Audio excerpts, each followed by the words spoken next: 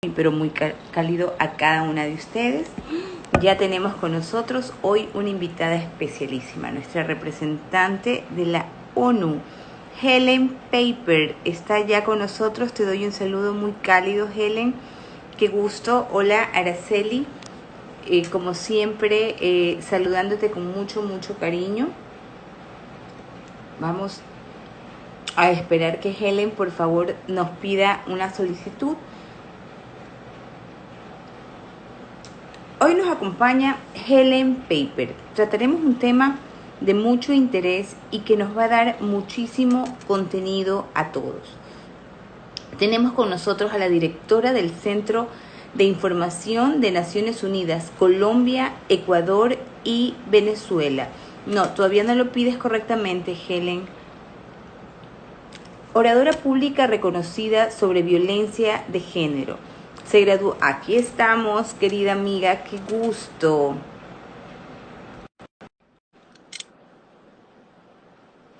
Ahora sí, en unos minutos estará con nosotros la doctora Helen Paper. Helen, por Dios, qué gusto, Hola, ya la tenemos con nosotros. Un ¿qué saludo tal? muy cálido acá desde Ecuador. Un abrazo a ese hijo tuyo hermoso, maravilloso, al que le mando un abrazo y un beso. Dile que tiene una tía acá en Ecuador que le fascinan los niños. Sí, él lo sé.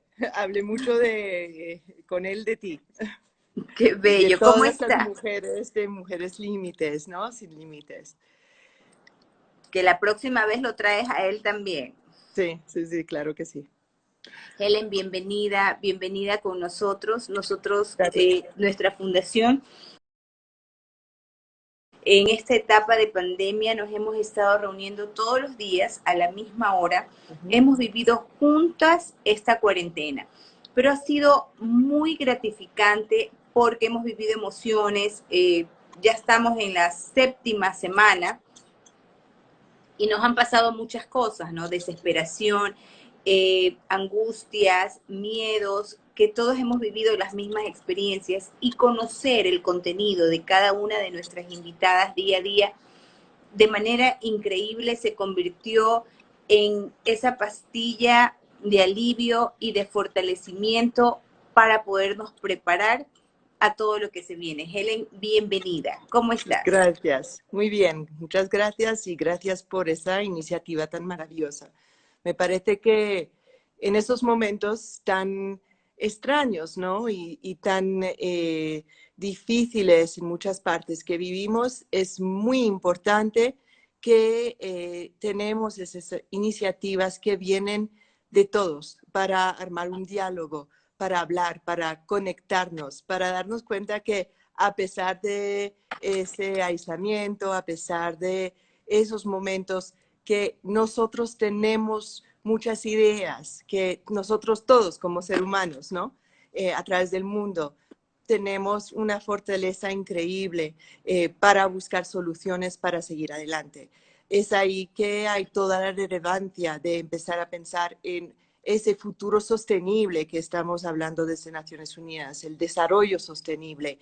Y las soluciones vienen de cada uno de nosotros, no van a venir de otro lado, no nos van a caer Del cielo. del cielo, ¿no? Pero van a venir y nosotras, y lo hemos visto con ese grupo tan increíble de Mujeres Sin Límites, que has armado tú finalmente con todas esas mujeres del mundo entero, para demostrar que nosotras sí podemos entrar en el diálogo global y podemos animar a muchas otras y muchos otros de participar en el futuro de nuestro mundo. Y me parece muy lindo que a pesar de todo, pues sigues y que seguimos juntas por aquí. Sí, para mí es un honor realmente, y como siempre lo digo, es una diosidencia que nos hayamos juntado, y hay muchas las cosas que tenemos que hacer juntas todavía. Tú que manejas como directora del Centro de Información de la ONU, que manejas Venezuela, Colombia y Ecuador, tú que conoces esa información tan de cerca, ¿qué nos puedes contar? Es muy dura, lo sabemos. En mi país debes estar totalmente informada que la situación se salió de las manos de las autoridades, que las autoridades ni los hospitales estuvieron preparados para lo que pasó aquí en Guayaquil. Nunca hemos vivido, parece que era un cuento de terror, no había posibilidad de entrar a la clínica, estábamos colapsados con los teléfonos, se te moría el familiar en la casa y tú no tenías a quién llamar, pasaban 1, 2, 3, 4, 6 días con el muerto en tu casa. Son cosas muy duras, es una realidad que nos tocó vivir. Y que estamos superándolo. Tú acabas de decir algo muy clave, que nosotros mismos, nadie nos va a dar la solución, tenemos que fortalecernos, reinventarnos y salir adelante. Pero tú que manejas esta información más de cerca, Helen, ¿qué se viene? ¿Qué es lo que visualiza la ONU? ¿Qué va a pasar? A mí me angustia haber escuchado por parte de la ONU la cantidad de muertos de hambre, no por COVID, de hambre que van a haber en un tiempo para acá, pero números de personas que realmente ya te asusta. Pero, ¿qué está preparando? ¿Qué visualiza la ONU que siempre prepara? Nosotros estábamos manejándonos con los ODS al 2030. ¿Esto adelantó? ¿Qué pasó? Pues sí, hay varias preguntas. Entonces, mira, Sí. por el tema de los objetivos de desarrollo sostenible, claro, seguimos adelante con eso.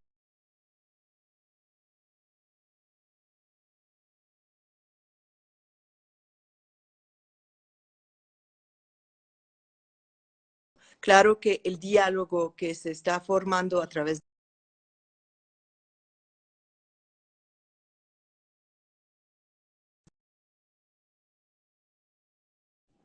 ¿Sí, ya me escuchas?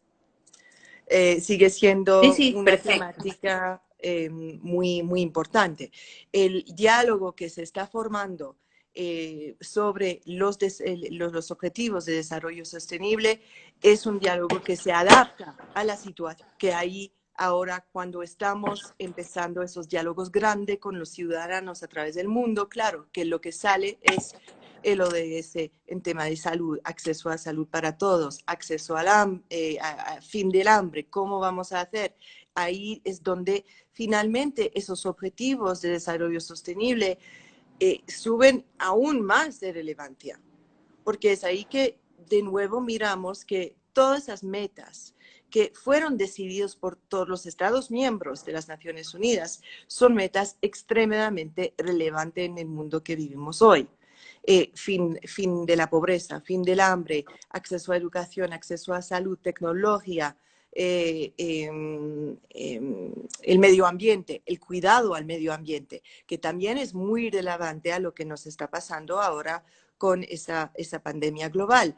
Finalmente, todas esas metas demuestran que son una realidad importante y eso también ayuda de cierta manera a decir a los gobiernos tenemos que realmente acelerar nuestros movimientos juntos en esos ámbitos. Entonces, claro, los ODS quedan extremadamente relevantes. Por otra parte, saben muy bien que las Naciones Unidas, y yo nunca voy a dejar de repetirlo, es un conglomerado de países miembros y esos países toman decisiones, cada uno también, porque cada uno tiene derecho y el deber de tomar decisiones adecuadas dentro de su país. De Lo que acuerdo a la la ONU, realidad de cada uno, ¿no? exacto, la ONU acompaña y la ONU permite que los países hablan juntos y que buscan soluciones juntas, que comparten informaciones juntas para mirar cuáles son las soluciones adecuadas al nivel global, al nivel mundial, pero también al nivel regional y local. Porque como tú dices, cada país tiene su realidad también. Entonces, no es que la ONU va a venir y decir, mira, eso es una solución fija para lo que nos viene. Lo que sí es importantísimo con una entidad internacional como las Naciones Unidas es que permite ese diálogo y ese diálogo no puede parar. es extremadamente importante. La información hoy en día es lo que nos va a permitir de salir adelante y buscar la información adecuada, cuidar que la información sea verificada, que la información sea la mejor información que pueda ayudar los países y los ciudadanos a tomar las decisiones adecuadas. Y esa información, claro, nos van a decir que a veces cambia, que cambian cómo están hablando de esa pandemia, que cambian los diferentes protocolos, pero la gente está aprendiendo. Los médicos y los científicos están trabajando 24 horas por 24, aprendiendo y buscando las soluciones las más adecuadas para salir adelante. Y están dando sus opiniones para que también los líderes y los gobiernos, tanto nacionales, internacionales, locales, toman las decisiones adecuadas. Entonces, realmente todo eso se forma gracias a que información, verificación de información y diálogo. Entonces, es lo más importante que tenemos que seguir y tenemos que cuidar la información que está saliendo en las redes, en mucha información que no está verificada y que a veces Hace puede daño. dañar muchísimo. Puede dañar muchísimo. Hace poco vi aquí una hoja que estaban distribuyendo en las casas que decía que había un médico en tal calle y tal calle que tenía la cura y que podía venir no solamente a curarse, pero también colocarse ese tipo de vacuna o lo que sea para prevenir. Y eso, claro, es totalmente falso y es muy dañino. Y también roba a la gente porque eso cuesta. Y no Pero solamente eso, la gente cree y la gente se muere por creer que lo que claro. puede tomar ya ha pasado, que tomando alcohol, ingiriendo alcohol, inyectándote no sé qué, que sales marinas, el agua del mar, que te inyectes el agua del mar. Aquí se murieron personas, inyectaron a 20 y murieron 2. Entonces es información que la desesperación o querer supervivir, sobrevivir, hacen mucho daño. Totalmente de acuerdo. Mucho daño. Y sabes que es interesante, y es una lástima, pero es interesante que eh, hay mucha gente que me han preguntado, pero ¿por qué? ¿Por qué la gente cuenta cosas que no son verdaderas? ¿Por qué la gente está tratando de aprovechar de esta situación? Entonces, mira, hay gente que está tratando de aprovechar por tema financiero. Hay gente que caen en eso por desesperación también, al nivel económico, pero también, y eso lo hemos visto con cualquier desastre que nuestro mundo nos ha tocado, o que nos hemos enfrentado como seres humanos, siempre hay gente que quiere sentirse como parte de la situación, la crisis, y quieren tener como un cierto protagonismo. No es que quieren buscar fama al nivel de su nombre, pero quieren sentirse como parte de eso. Y ahí se genera un poco también toda esa desinformación. Entonces, tenemos hoy en día que ser más responsable que antes, porque ahora hay toda esa forma de pasar información al nivel global sin que hay verificación. Antes, hace 10 años, 20 años, no estábamos con ese tema, 30 años atrás. Entonces, era más fácil, de cierta manera, controlar la información. Hoy en día tenemos esa libertad increíble que es maravillosa del diálogo, de la información entre nosotros, de la posibilidad de compartir opiniones, pero también tenemos esa responsabilidad, ahora que tenemos esa libertad, de mirar el peso de la palabra que tenemos. Ese peso de la palabra nos entrenamos como periodista a entender el peso de la palabra, pero no es que a cada persona se da cuenta, porque no han tenido necesariamente esa formación, pero la palabra puede ayudar un montón y puede ser la arma la más peligrosa, ¿no? Claro, inclusive cuando ustedes están expuestos a realidades, cómo deben, no es por hacer la noticia, porque no todos los periodistas tienen esa ética, porque pueden crear el pánico, el terror, y eso lleva a cometer errores. Entonces, un periodista también tiene que saber cómo dimensionar algo que es una realidad, pero no hacer alarde de la misma situación. Sí, exactamente. Y el periodismo hoy en día tiene una responsabilidad justamente para hacer todos los esfuerzos para sacar la información que va a ayudar. Porque finalmente, ¿cuál es el sentido del periodismo? Inicialmente, la raíz de la información es ayudar a los demás para que tomen decisiones adecuadas. Cuando estamos hablando, por ejemplo, del tema del hambre que estabas hablando, ¿cuál es el papel del periodista en eso? Es reportar lo que está pasando, la realidad, hablar con la gente, no estar afuera tampoco, no utilizar eso para crear pánico, pero ser los ojos de la gente que puede actuar, que están en todos lados para demostrar lo que está pasando. Y eso permite también de exigir que las acciones se toman. Y por eso que la información ahí es clave. Clarísimo, clarísimo. Ujú. Me parece que es la manera correcta de hacerla. Helen, ¿hacia dónde caminamos? ¿Hacia dónde? ¿Cuál es la meta ahora? ¿Qué pasó con los ODS que estaban encaminados hacia el 2030? ¿Se adelantaron? ¿Cambiaron? ¿Qué pasó con los ODS después del COVID? Ujú. Como lo que estaba diciendo, los ODS no han cambiado, justamente han tomado más relevancia, porque demuestran la necesidad. ¿Adelantamos en el tiempo? Sí, estamos adelantando.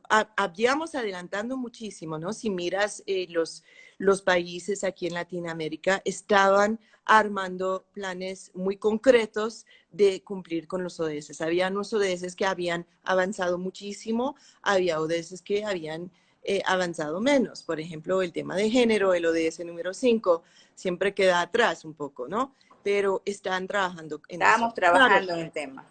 sí, pero claro, hoy en día estamos en una situación donde todo el enfoque es esa pandemia. Salud. Entonces, de salud, y así estamos, ¿no? Entonces, hay el tema de la salud, de la pobreza, claro que eso, pero claro, no tenemos los mismos planes. Hoy en día no van a avanzar de la misma manera, pero no es tampoco que se caen esos planes.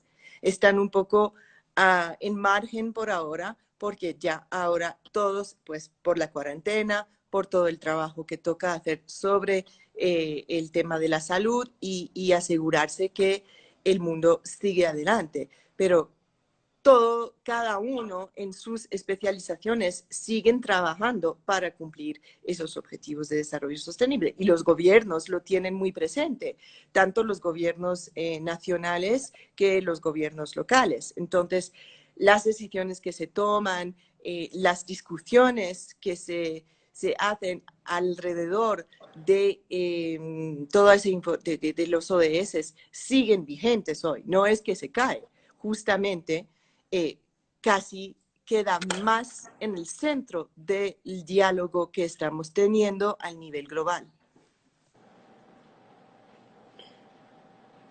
Perfecto, clarísimo. ¿Cómo maneja tú como periodista la visión y que manejas algunos países de cómo las autoridades han manejado las pandemias? Hay una gran diferencia cuando el líder supo tomar decisiones o tomó las decisiones adecuadas. Eh, ¿Dónde radica que un país haya manejado bien la pandemia? Que sus líderes lo hayan manejado bien. De verdad, yo pienso que tenemos que cuidarnos mucho con el hecho de ver quién lo manejó bien, quién no lo manejó bien, porque hay críticas que podemos sacar casi en todas partes y también agradecimientos en todas partes. Es decir, estamos en una situación como que estamos aprendiendo, es algo nuevo, es algo que no se ha manejado en muchas partes del mundo. Hay partes del mundo que sí ese tipo de pandemia ya se ha manejado, como lo que vivimos con el ébola en África, ¿no? Que a mí me tocó también liar esa pandemia Tú cuando estuviste llegó, transmitiendo esa. claro, yo cuando Fue llegó más a grave, Mali, cuéntanos de eso. ajá. Cuando llegó a Mali, mi primer día que llegó a Mali, es ahí que fue confirmado el primer caso de ébola en Mali. Entonces, ahí empezamos también toda una campaña de información y cuidando mucho la desinformación igual sobre el tema de ébola para asegurar que pues en Mali a lo menos no se disparaba. Y se logró. En Mali pues no se disparó tanto que en otros países, porque en otros países había arrancado antes. Entonces, bueno, eso también es a veces un poco la fortuna en ciertos casos que, y la desfortuna por los países en que arranca la enfermedad y después pues los otros países que tienen un poco más tiempo para prepararse, que fue el caso de Mali. Pero la región sí fue increíblemente impactada. Y eso era un tema de organización, igual que lo que vimos ahora, una organización y una campaña muy fuerte de información para decir a la gente, tienen que cambiar su forma de vivir. No podemos ya empezar a tocarnos, entonces ya se aprendió que no podíamos ni tocarnos, ni hacernos abrazos, ni comer con la mano, ¿no? Que es la tradición allá, no podíamos compartir los platos y comer así. Entonces, y ahí se empezó a poner gel antibacterial en cada lugar y poner todas esas reglas. Entonces, el caso ahí fue también de decir a la gente que cuando se muere un paciente de ébola, es distinto, ¿no? Hay ese momento que está lo más contagiado posible y entonces no se puede abrazar, que eso es la cultura también, de abrazar el muerto para despedirse, y entonces de decirle a la gente que no podía hacerlo, era muy difícil. Porque, claro, decir a una mamá que no puede despedirse de su hijo de esa manera, le rompe el corazón. Igual como lo que nos está pasando en todo, con una enfermedad totalmente distinta aquí de la gente que se está muriendo solos en hospitales porque no se puede entrar, las personas en casas de ancianos que la familia no pueden venir a visitarlo. Entonces, es un daño psicológico, emocional que tenemos que medir, tenemos que tener ese diálogo justamente para hablar de eso, ¿no? Porque es eso que es lo más importante, que seguimos hablando, que también a través del diálogo nos da esperanza y que compartemos el dolor y la emoción que nos pasa y que buscamos soluciones juntos para salir adelante. Es muy importante que eso se hace al mismo tiempo. Y ahí regreso al tema del diálogo y de los objetivos de desarrollo sostenible. En ese momento hay muchos diálogos con los ciudadanos a través del mundo, gente que se está apoyando, que están hablando y jóvenes que están tomando palabras y mirando cuáles son las soluciones adecuadas para tener un mundo más fuerte y buscando y pasando más tiempo al nivel de reflexión sobre el medio ambiente, de las decisiones que están tomando para cuidar también el ambiente, porque es un vínculo muy estrecho entre el medio ambiente, el cuidado del planeta y una pandemia. Entonces, también yo veo muchos jóvenes que están participando en estos diálogos que estamos llamando de los objetivos de desarrollo sostenible, porque ellos mirando lo que estamos pasando dicen, no, nosotros no queremos seguir viviendo así, entonces nos vamos a involucrar, vamos a buscar soluciones, vamos a empezar a enseñar a los demás cómo hacer para cuidar nuestro planeta. Y es lo bello que veo de esta tragedia que estamos viviendo.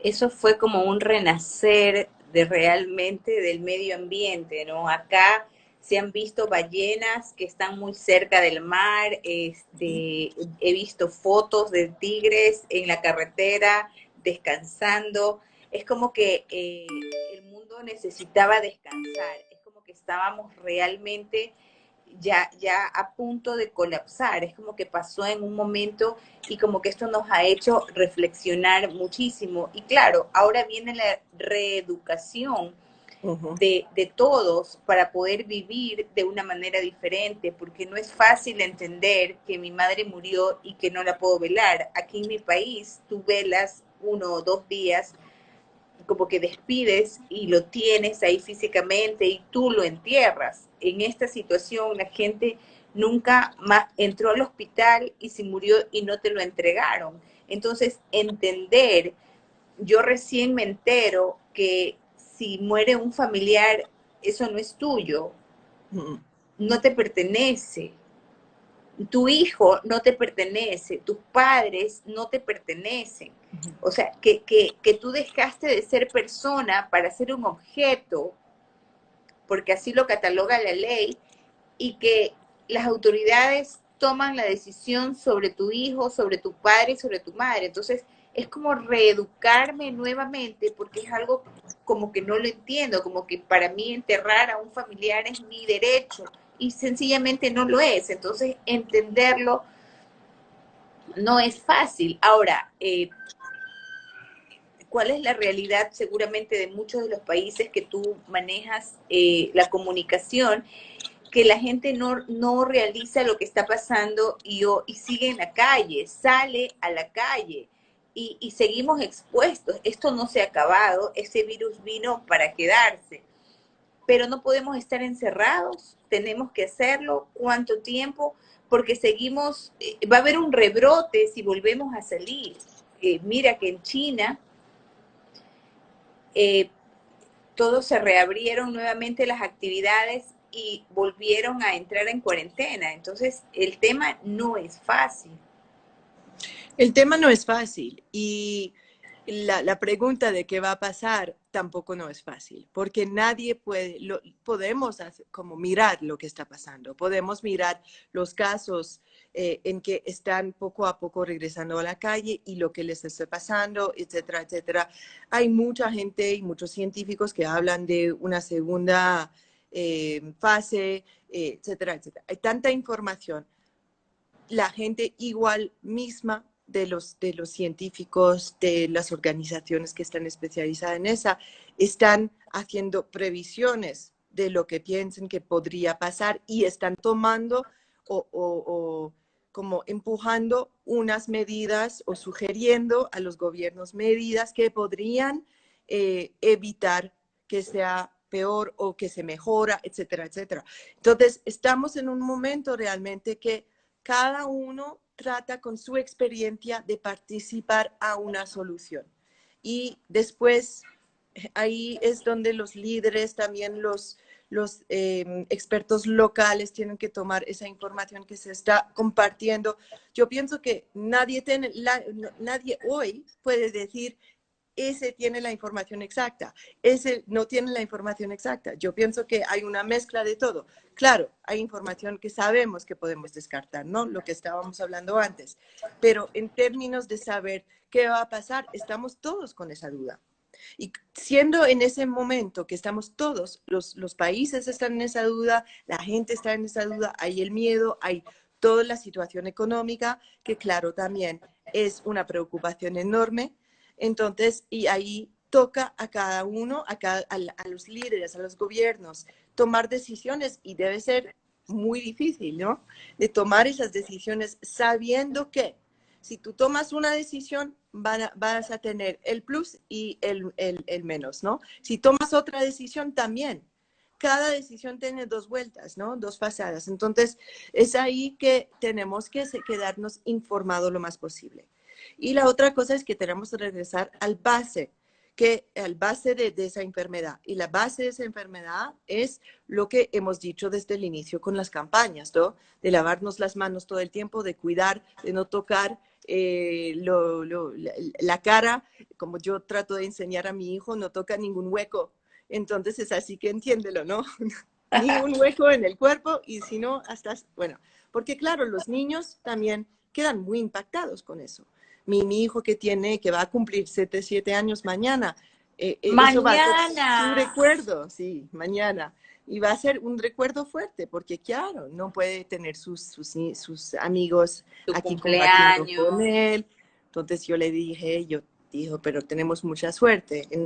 ¿Sabes? Ya es muy difícil para ti no tener tus amigos para sus cumpleaños, pero si medimos un poco la situación global, eso es nada, yo trato de explicarle eso, pero bueno, no es fácil. Y claro que él está cantando canciones de coronavirus y tal. Eso quiere decir que eso va a quedar en la mente de los niños. Entonces, ¿qué van a hacer con eso? Tenemos que acompañar los más jóvenes a entender para que no se vuelva tampoco en un trauma que se vuelve negativo, pero que utilizan eso como enseñanza para más adelante tomar las decisiones adecuadas.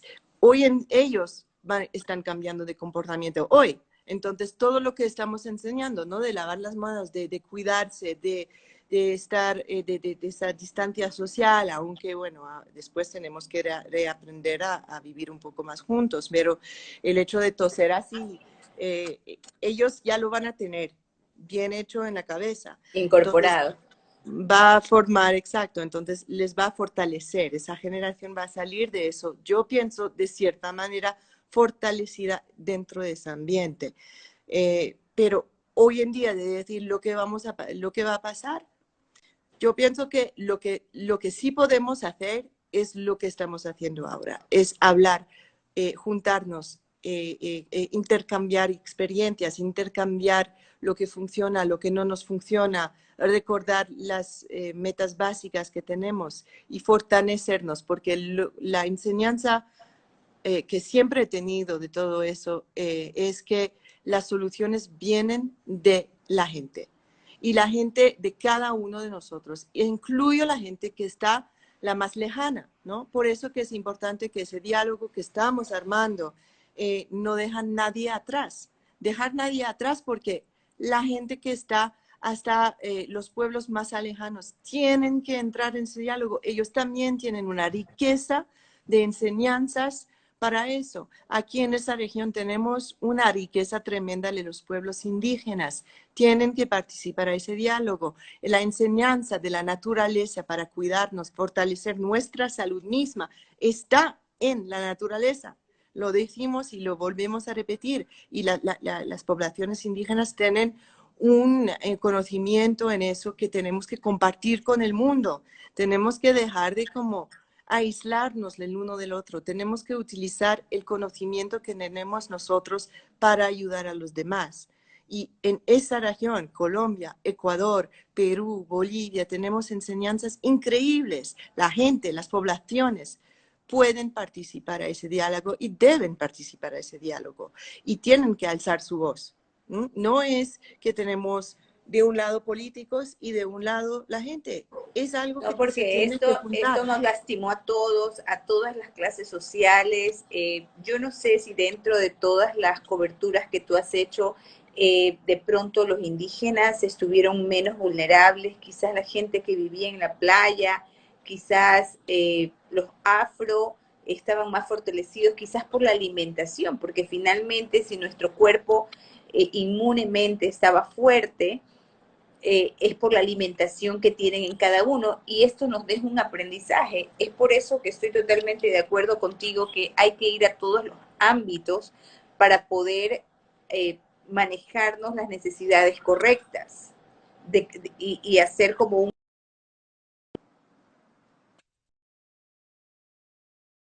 Aquí estamos. Sí, Yo te sí. quería preguntar, Helen, si dentro de todas estas coberturas, dentro de toda esta situación en todos los países, ¿qué sentiste? ¿Qué supiste, qué conociste sobre personas, mujeres que estaban siendo violentadas y se encontraban en cuarentena con su agresor? ¿Hay casos a nivel de Latinoamérica? Claro, hay muchísimos, ¿no? No es que hay unos casos, lo que hemos visto, y no solamente en Latinoamérica, pero en el mundo entero. Como 1 o 2 años que estamos hablando muchísimo más públicamente de la violencia doméstica, de la violencia de género, y con esa pandemia, pues eso se volvió aún más relevante, pero salió como una emergencia real. Es que ahí no se podía esconder y no se puede esconder más lo que pasa de esa violencia de género. Porque si antes pues se hablaba de, es un caso aislado o viene solamente, por ejemplo, de lugares los más desfavorecidos o vienen de lugares solamente donde mujeres no tienen acceso a educación. No, lo que estamos viendo aquí y en todas partes del mundo es que eso afecta a toda la gente. Cuando vemos que en París, que nadie piensa que hay casos de violencia de género tan alto, que subió en una semana de casi 40% los casos reportados en una semana, No, es tremendo lo que está pasando. Entonces, cuando vemos que hay 190 llamadas diarias desde México, si me acuerdo correctamente, bueno, hay una situación que toca casi más de unos por tres, ¿no? Estábamos siempre diciendo con los estudios recientes que eso afecta, que la violencia de género afecta una mujer en tres, pero ahí lo estamos mirando de verdad con los casos hoy en día. Entonces, por eso que han buscado soluciones en países, por ejemplo, en España, donde habían puesto en marcha la posibilidad de utilizar una palabra código en la farmacia para pedir ayuda si la gente viene y que están acompañados del agresor, del esposo, de quien sea. O en lugares como, por ejemplo, aquí en Bogotá, donde hubo también la situación de cuarentena de género, donde hubo el pico de género, ¿no? Que salía un día los hombres, un día las mujeres.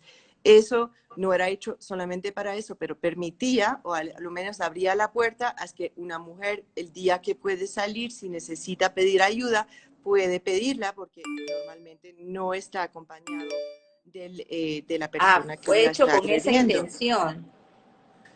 Eso hace parte de, ¿no? Yo no te voy a decir que eso era la intención primordial, pero hacía parte de las consecuencias de eso, ¿no? Entonces, y eso sí funcionó hasta un cierto nivel, porque también hay mujeres que el agresor con quien viven no les dejan salir.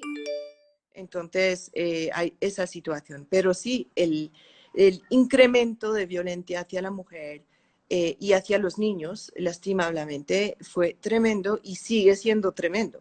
Entonces, y el secretario general mismo habló de eso y hizo un llamado muy fuerte a los países para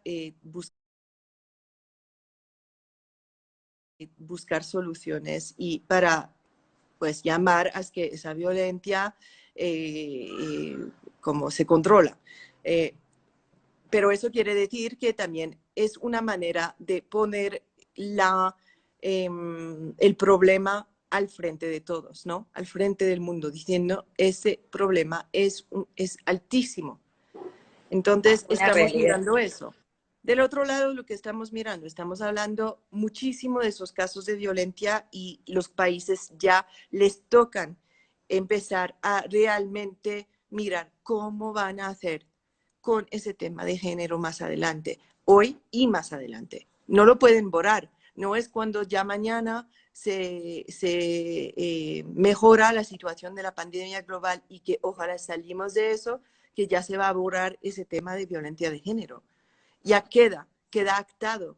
Y eso no lo podemos dejar atrás. Y eso es una prueba que tenemos que llegar y llevar a los gobiernos diciendo, mira esos casos y mira que tenemos que actuar, tanto al nivel legal, que al nivel de las autoridades, que al nivel de la educación, etcétera, etcétera. Tenemos que cambiar nuestra forma de hacer.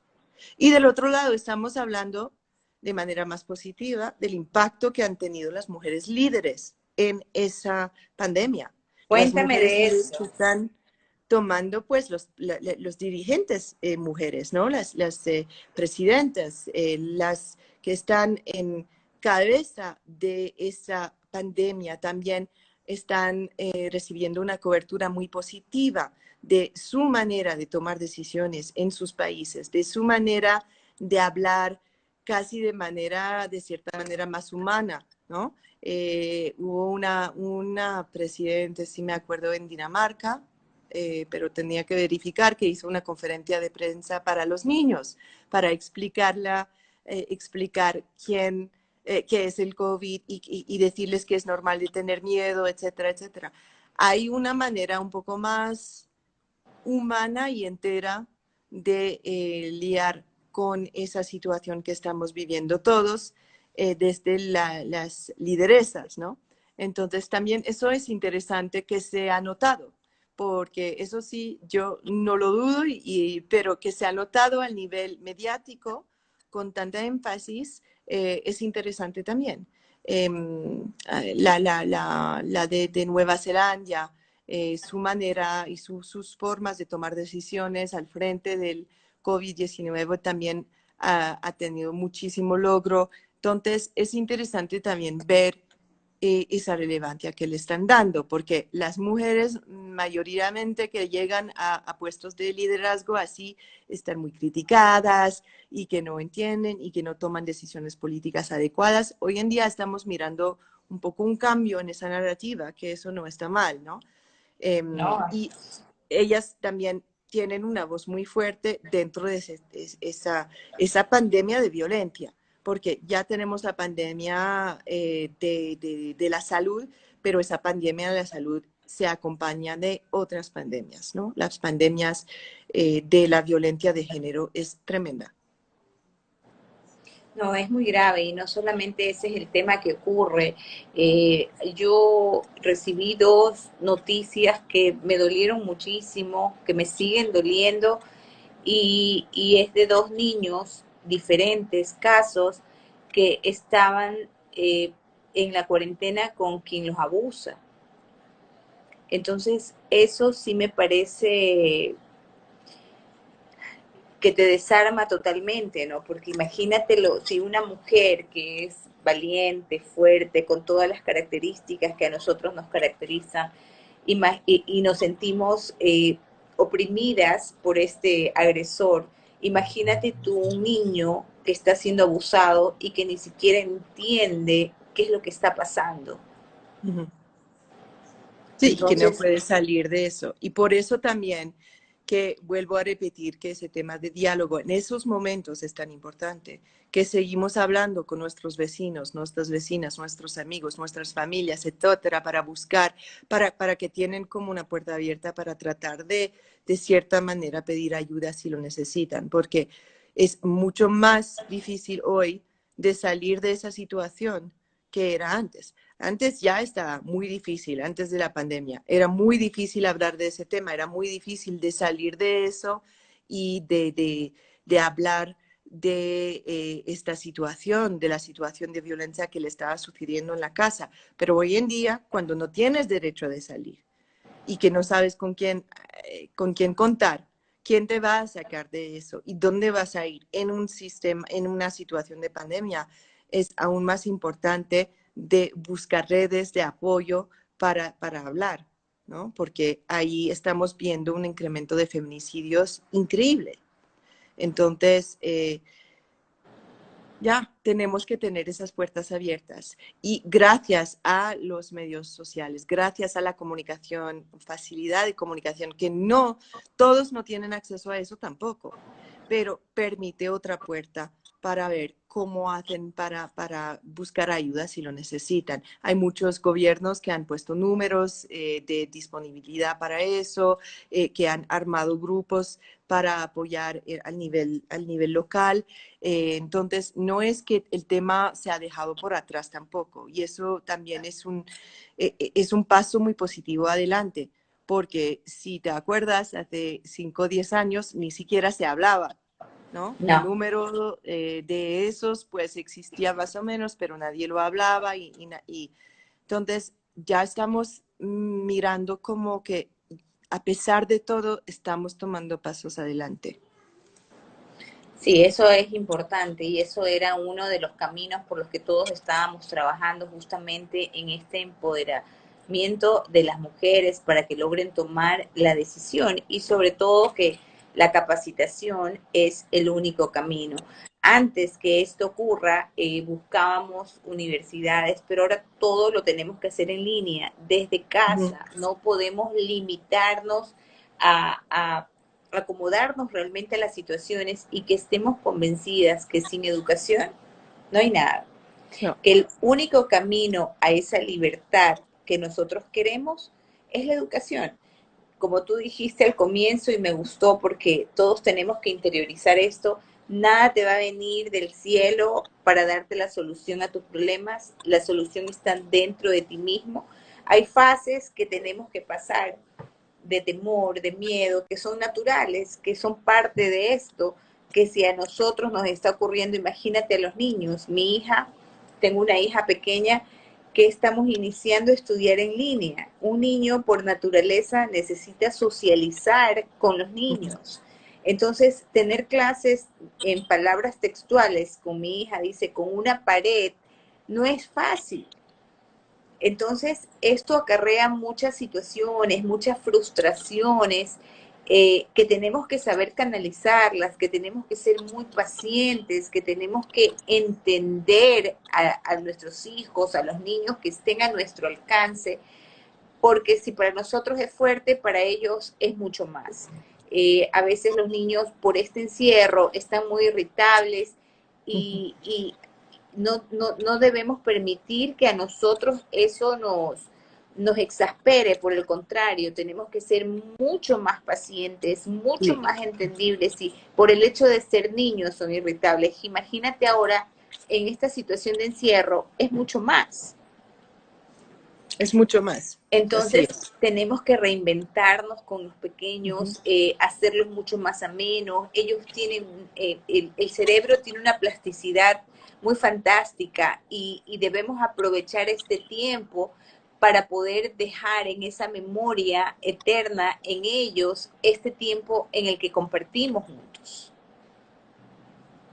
Sí, y tenemos que compartir esas experiencias. Y justamente, por ejemplo, en tema de niñez y de educación, es donde estamos aprendiendo mucho de cómo están evolucionando los niños, de qué necesitan. Y claro, ahí se muestra que la socialización es clave.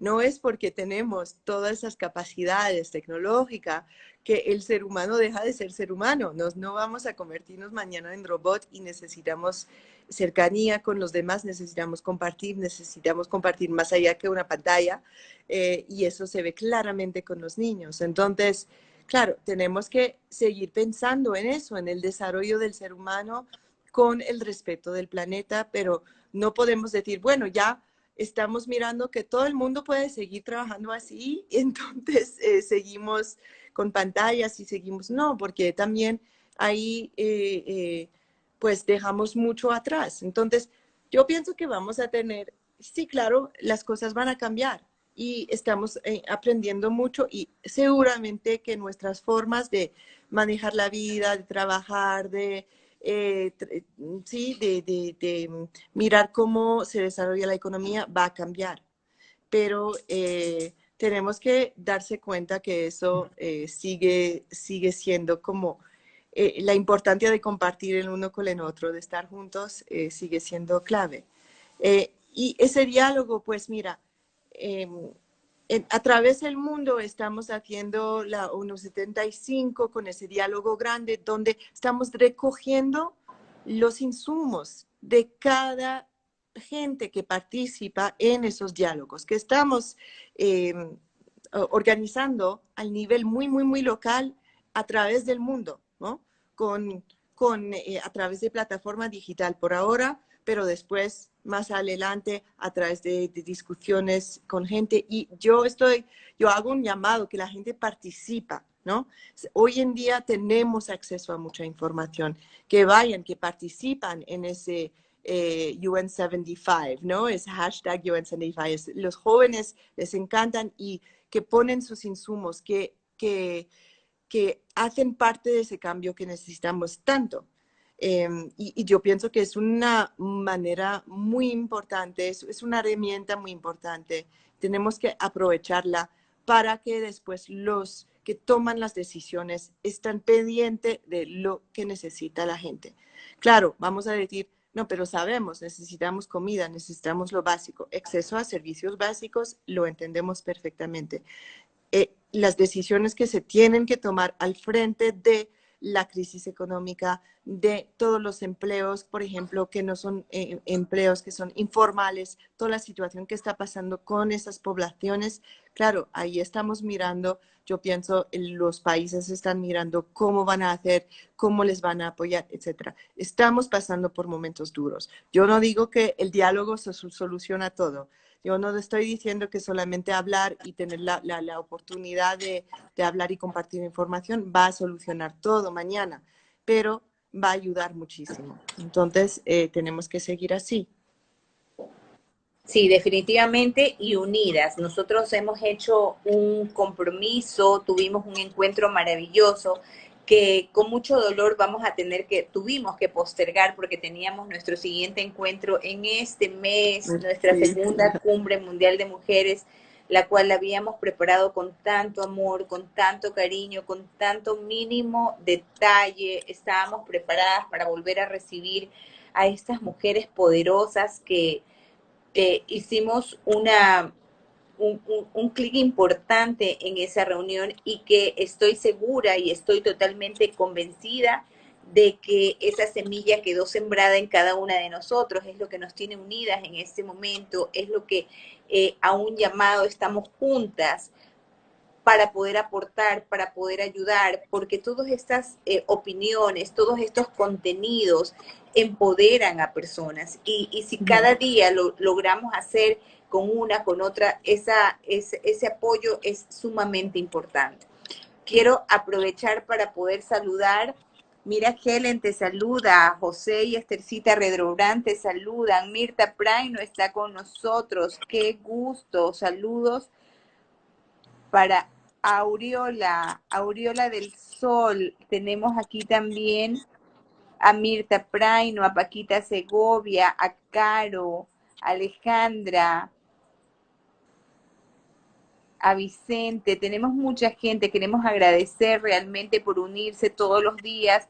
Esta cita tan importante que nos apoya. Son muchos los minutos que nos quedan, Helen, y yo quiero dejarte este público para que tú les dejes un mensaje, este mensaje inspirador, porque tú eres una mujer que inspira mucho, Helen. Para mí es un honor realmente. Quiero así como meterme y darte un abrazo muy, muy igual. fraterno. Recíbelo de corazón, Helen, porque eres una mujer maravillosa, quien admiro muchísimo. Y sé que tenemos una amiga contigo, ¿no? Claro que sí, siempre. Y yo lo vuelvo a repetir y lo digo en cada entrevista que hago sobre Mujeres Sin Límites, ¿no? Que toda esa iniciativa arrancó de un sueño que tenías y que eso demuestra que sí se puede. Yo pienso que es la enseñanza de eso. Es tan importante que tenemos fe en nosotras mismas, que si nos juntamos y que dejamos como de tratar de competir y de una con la otra, pero que nos juntamos y que utilizamos nuestras fuerzas para salir adelante, tenemos y vamos a seguir teniendo un impacto importante en el mundo de todos y de nuestros niños y de nuestras niñas y de las generaciones futuras. Entonces, ahí es el camino a seguir. En tema de, bueno, últimas palabras sobre lo que estamos viviendo, yo pienso que estamos todos, que seamos de un país u otro, de un lugar u otro, estamos viviendo esa incertidumbre terrible, todos. No, no pienso que hay una persona que puede decir, yo sé lo que va a pasar, o yo sí tengo la solución. No, eso sería mentira y no sería justo. Nadie sabe. Pero lo que sí sabemos es que tenemos una riqueza increíble en el mundo de gente que sí puede buscar soluciones, que juntos van a lograr salir adelante, porque somos hechos para eso, sobrevivir. Igual que el planeta está hecho para sobrevivir, y si nos tiene que matar, nos mata, ¿no? Pero tiene que sobrevivir. Nosotros también tenemos esa fortaleza de sobrevivir. Y entonces tenemos que crear y tenemos que tener también todos escuchando a las voces múltiples que están agregándose para dar también sus ideas creativas para que juntos salimos adelante con eso. Esos objetivos de desarrollo sostenible en las Naciones Unidas, el trabajo que está haciendo Naciones Unidas 24 horas por 24 en esos países, está tratando en toda la manera posible de responder, de apoyar, de ayudar, de también dando el apoyo a los gobiernos para salir adelante en esos momentos tan difíciles. Lo están haciendo porque es el trabajo humanitario que nos lleva adelante, del hecho que lo creemos, que creemos en nuestras posibilidades. Por eso que la ONU está en los lugares más difíciles del mundo, porque están ahí y no son perfectos. Y claro que hay errores y claro que a veces pues fallan y que no se soluciona todo porque no es posible, porque la ONU es una conglomeración de seres humanos que entonces tienen que tomar decisiones y a veces no es fácil tomar decisiones de manera conjunta, no es fácil saber cuál es la mejor decisión y a veces la decisión que han tomado no va a ser la mejor, pero nunca se pierde la fe. Y es importantísimo de tener una institución que permite a los países enteros, en los países del mundo, de juntarse y buscar a través de diplomacia las soluciones para seguir adelante y dejar la guerra atrás. La guerra en esas situaciones de tanta tensión a veces surge incrementando porque la gente se desespera y regresar a las armas y tratar de enfrentarse al otro para sobrevivir más que el otro, eso es como casi natural, pero es ahí que tenemos que decir, ya tenemos otras maneras de mirar cómo salir adelante. La violencia no es la solución, la guerra no es la solución. Utilizamos las posibilidades hoy de 2020 de hablar, de discutir y de tratar de utilizar las enseñanzas de la historia para hoy ser mejor ser humanos. Eso es un poco mi mensaje final. Maravilloso, Helen, esta francesa, amiga mía, a quien admiro tanto y que tienes esta mezcla de conocimiento de Europa, de acá, con las vivencias de acá, cómo te acoplaste de manera tan maravillosa, es muy admirable, Helen. Muchísimas gracias por acompañarnos, muchísimas gracias por estar siempre dispuesta a apoyarnos. Espero de corazón pronto tenerte acá. Nuestra cumbre será en mayo 20 y 21 y Con mucho estarás en gusto. una silla como invitada de honor, como embajadora que eres de Mujeres Sin Límites, admirando y creciendo juntas de la mano siempre. Muchísimas gracias, un abrazo, un beso Gracias a ti. también virtual por ahora y muchísimas gracias y muchas bendiciones. Y a ese cumpleañero le dices que la tía Anita le manda un abrazo de oso. Que tenga un Vale, maravilloso cumpleaños. Un beso vale. y que tengas un Un lindo abrazo día. fuerte y que no pierdes la fe y sigues haciendo todo ese trabajo maravilloso que está haciendo. Muchas gracias, corazón. Okay. Muchas gracias. Un beso. Chao. Un beso, chao. Ay, qué lindo.